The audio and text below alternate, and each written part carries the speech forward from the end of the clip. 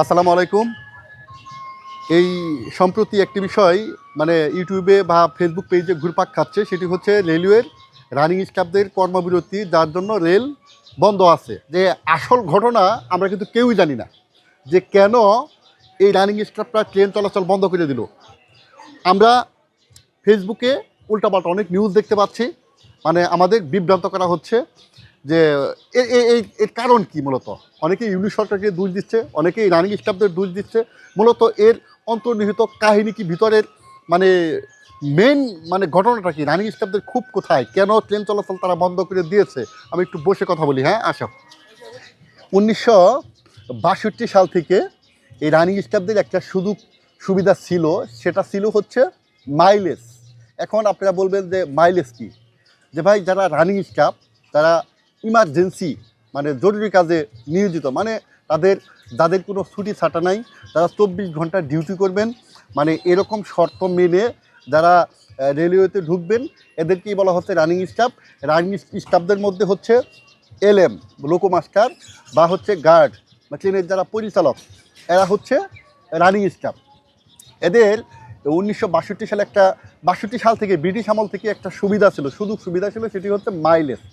এখন ধরেন একটা রানিং স্টাফের 5000 কিলোমিটার মাইলেজ আছে। ধরেন মাসের 1 তারিখে থেকে তার যাত্রা শুরু করলো, 1 তারিখে ঢাকা থেকে চিটাগাং গেল 300 কিলোমিটার, চিটাগাং থেকে ঢাকা আসলো 600 কিলোমিটার, আবার ঢাকা থেকে রাজশাহী গেলো 500 কিলোমিটার আসলো। এরকমভাবে 5000 তার মাইলেজ তার নামে বরাদ্দ থাকে, এবং প্রত্যেক কিলোমিটারে সে একটা পয়সা পায়, একটা নির্দিষ্ট একটা পার্সেন্টেজ পায়, সেটা হচ্ছে 60 পয়সা, 70 পয়সা, 80 পয়সা, যাই হোক পায়।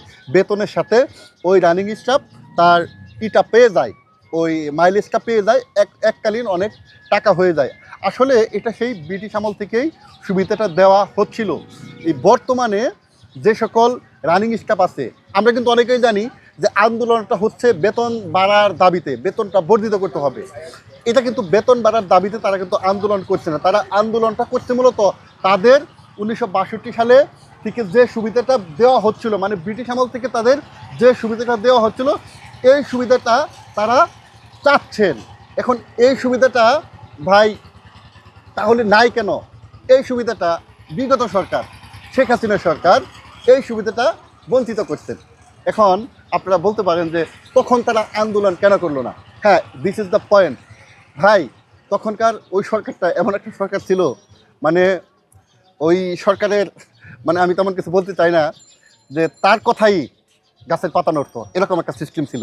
বাক স্বাধীনতা আমাদের ছিল কি ছিল না জানি না, কিন্তু এই যে বর্তমান যে সরকার আছে ইউনূস সরকার, এই সরকার তো অনেকটা আলাভোলা সরকার, এই সরকার তো মোটামুটি অনেকটা ভদ্র সরকার বলা চলে। এই সরকারকে পেয়ে আমরা সেই যে শেখ হাসিনা 2021 সালে আমাদের দাবিটাকে, মানে ব্রিটিশ আমল থেকে যে দাবিটা আমরা পেয়ে আসছি, সেই দাবিটা আমাদের ক্রস করে দিয়েছেন। এখন এই সরকারের আমলে সেটা আমরা ফিরে পেতে চাচ্ছি। আমাদের দাবিটা কিন্তু নতুন কোনো মানে মানে অংশ সংযোজিত কোনো দাবি না। আমাদের দাবি হচ্ছে আমাদের নিয়োগপত্রে উল্লিখিত যে দাবি ছিল, সেই দাবি আমরা এখন ফিরে পেতে চাচ্ছি। ভাই আসলে রানিং স্টাফদের কোনো ছুটি নাই, ছাটা নাই, ঈদ নাই, 16ই ডিসেম্বর নাই, ঝড় নাই, বৃষ্টি নাই, 24 ঘন্টা তাকে কিন্তু এই সার্ভিসটা দিতে হয়।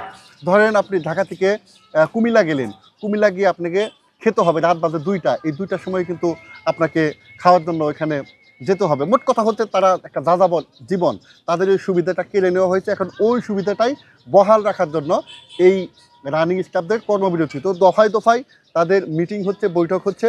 তো আশা করি এটা তাদের ন্যায্য অধিকার, এই অধিকারটা যদি ফিরিয়ে দেওয়া হয় তাহলে ট্রেন চলাচল স্বাভাবিক হবে। এটাই হচ্ছে মানে মূল ঘটনা, কেন ট্রেন চলাচল বন্ধ। যাই হোক, আপনাদের কি মনে হয়, এই দাবিটি কি ন্যায্য নাকি অন্যায্য? যদি ন্যায্য হয় তারপরেও কমেন্ট বক্সে আমাদের কমেন্ট করে জানান, আর যদি অন্যায্য হয়, যদি মনে করেন যে এই দাবিটা ঠিক না, রানিং স্টাফদের করা উচিত হয় নাই, তারপরেও আমাদের কমেন্ট করে জানান। আশা করি আপনাদের একটা সুচিন্তিত মতামত পাবো। আল্লাহ হাফেজ।